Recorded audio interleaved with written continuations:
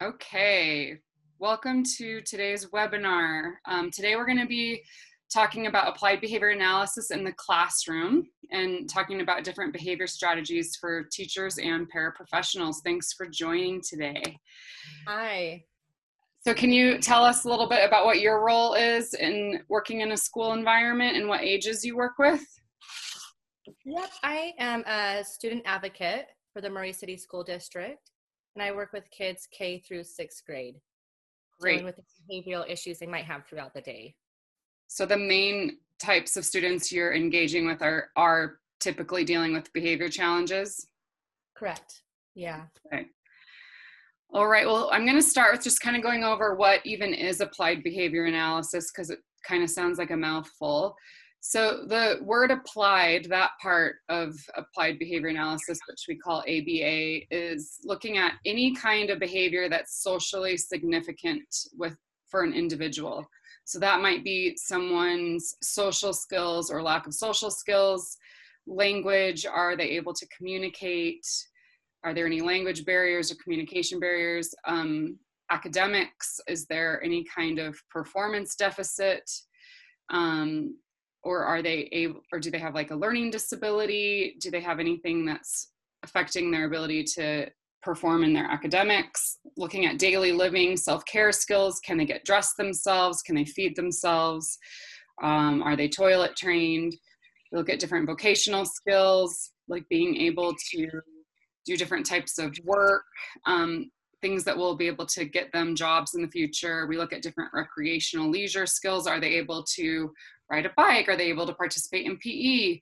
So if there's any type of behavior that impacts their ability to have a quality life and to be able to access, their life and that it impacts them or people around them. That's the applied part. So we're looking at how different behaviors that are applied in one's life. The behavior piece is the part that needs improvement. So is the behavior impacting the quality of life of that individual person, or is the behavior impacting the quality of life of people around that individual? And then the analysis part is we're looking at what's the relationship between the environment and the behavior. So we're really looking at not just the behavior, but also the environment that could be impacting that behavior. And then we are looking at showing that the intervention that we put into place is what makes the behavior actually change. So what happens that's hard is that we are now working in schools and working with kids, and it's 2019, we're almost in 2020, and we just have so much information coming our way with the internet and social media. So we've got really good intentions, but we might say, okay, I'm working with a kid that has ADHD or has oppositional defiance disorder, and so I'm going to Google and I'm going to look at strategies. And so we might look at something like that, but we might not know if that actually is something that is really evidence-based. So how do we know if we get a tool that we're looking at to help us work with a kid and know that it's actually evidence-based versus a trend? Because if it's a trend and it's not going to work, then we might just be really sending confusing messages to the student, and it can be really exhausting for the person implementing the intervention as well. And what we have to remember is that you could have 5 students with ADHD, and what works for one might not work for the other. We have to really look at behavior individually. So the funny thing is that often it's not that complicated and the solution's free. So if we change our behavior in the smallest way, it can actually really impact the student's behavior. So this is one of my favorite quotes. Where we talk about insanity is doing the same thing over and over again, but expecting different results. So we can have great intentions like, oh, I just love working with kids that have behavior challenges. I really want to make a change in this student's life. But does that mean that we're really going to get results? And does that mean what we're doing is actually going to be effective? And that's where applied behavior analysis comes in, because we actually do have strategies and we do have evidence-based behavioral interventions that we know work with kids. and adults and adolescents, and that's what we want to be striving towards.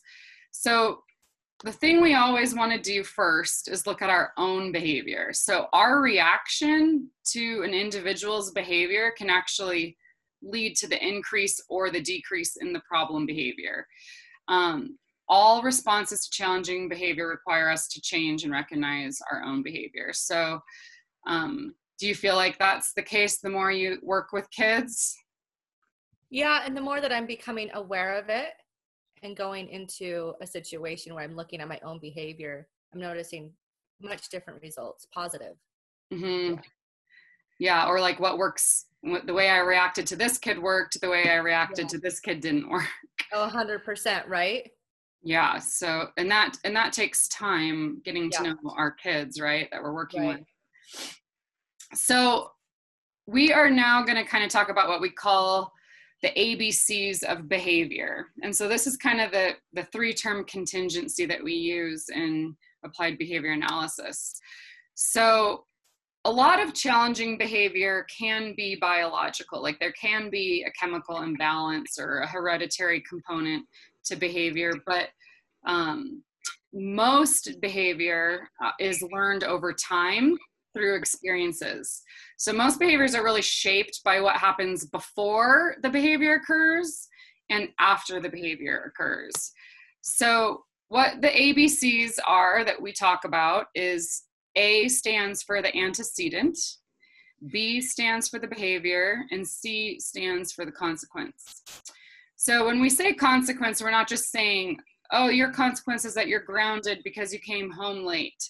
Consequence, we're just talking about what happens right after the behavior occurs. So the change in the environment following the behavior, that's what alters the future occurrence of the behavior. So we have 2 types of consequences with human behavior. We have reinforcement, which increases behavior, and we have punishment, which decreases behavior. So after behavior occurs, we are either reinforcing the behavior or we're punishing the behavior. So remember that A, the antecedent, is what happens right before the behavior occurs. B is the behavior and it's individualized. And then C is what happens right after the behavior, and that can be a positive consequence or a negative consequence.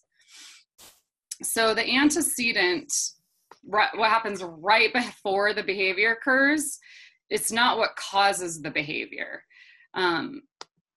The behavior is what did the child actually do, and then the consequence, we're looking at our response. So, or is there a change in the environment that alters the future occurrence that makes it increase or decrease? So reinforcement is going to increase the behavior, and punishment is going to decrease the behavior.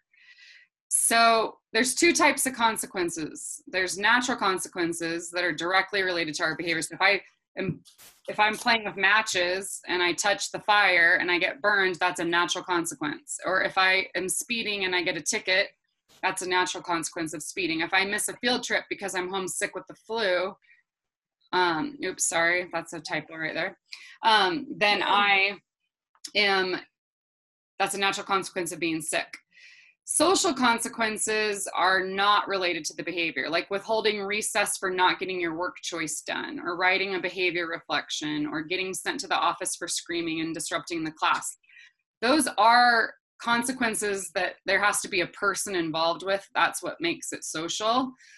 Someone's directing that, or someone's providing the reflection, or someone's talking to the student getting sent to the office, but it's not necessarily connected to the behavior. Okay. So whether teachers or parents realize it or not, you're providing most of the consequences of a student's behavior during the school day, because we're the ones having to respond after the behavior occurs. So if one person responds one way, but another person responds a different way, it's not effective, and it can really make changing of the problem behavior difficult. So we need to really try to stay consistent between staff members, between teachers, between administrators, to the students' problem behavior, so that they understand how the consequence is going to be when they engage in that behavior.